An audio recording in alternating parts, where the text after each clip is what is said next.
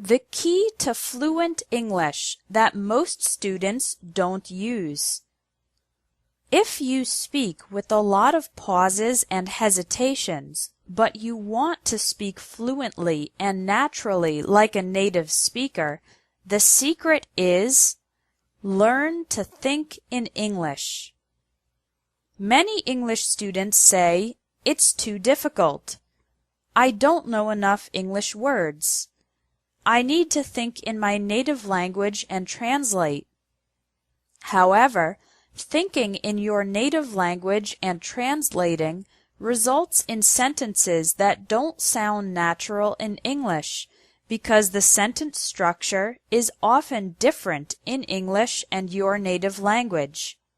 In addition, it takes too much time to think and translate when you're in a conversation, leading to pauses, hesitations, and the inability to speak fast and fluently. So, here is how you can learn to think in English from the beginner level to advanced.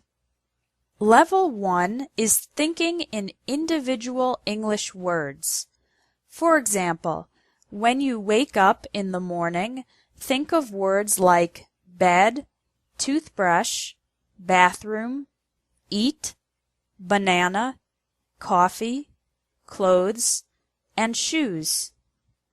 Then, when you go to work, think of words like car, job, company, desk, computer, paper, pencil, colleague, and boss.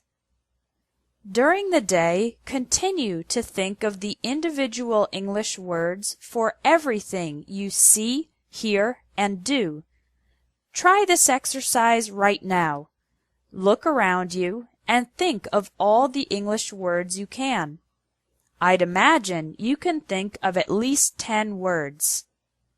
Level 2 is thinking in complete English sentences. On this level, you think in complete phrases and sentences during the day. When you're eating lunch, think, "I'm eating a sandwich. My friend is drinking soda.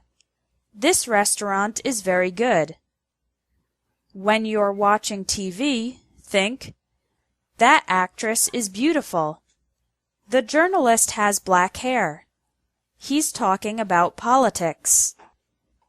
It's okay if the sentences are very simple.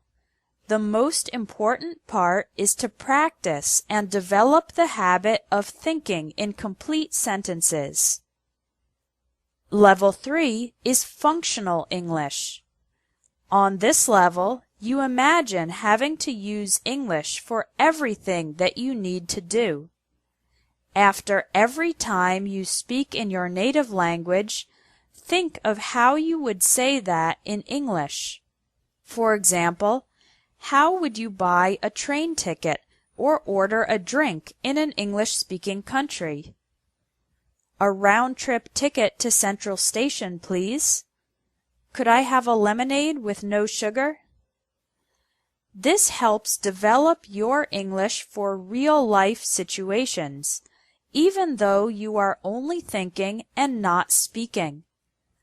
If during this exercise you don't know how to say something, check your dictionary later.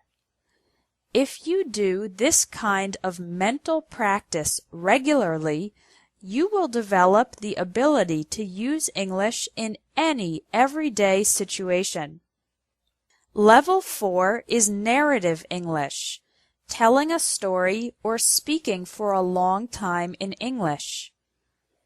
It's best to do this exercise when you have some time, like when you're waiting in line or taking public transportation.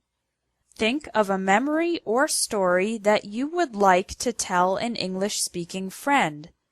Then, tell the story in your head in English.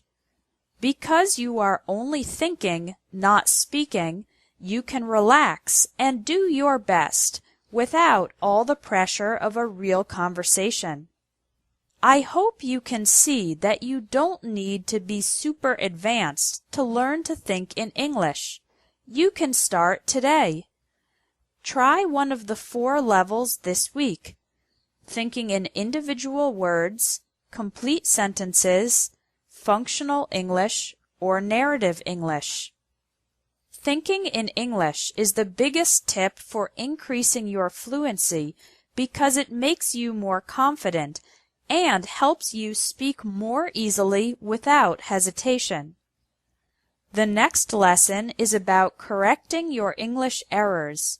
You'll learn 5 of the most common English errors, and I'll explain how to fix them.